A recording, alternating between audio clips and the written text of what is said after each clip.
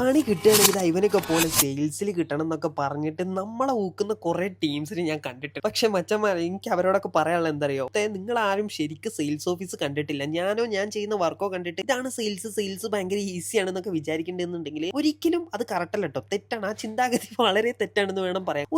ശരിക്കുള്ള ഒരു സെയിൽസ് ഓഫീസിൽ ഒരു ദിവസം ഒരു സെയിൽസ്മാൻ മിനിമം 200-300 കോൾസ് ചെയ്ത് അതിന് മുഴുവനും റിജക്ഷൻസ് വാങ്ങി അതൊന്നൊരു കൺവേർഷൻ കൊണ്ടുവരാന്ന് പറയുന്നത് പക്ഷെ ഞാൻ വരയ്ക്കാന്ന് പറയില്ലേ, ആ ഒരു അവസ്ഥയിലുള്ള സംഭവമാണ് ഞാൻ ചെയ്യുന്നത് കണ്ടിട്ട്.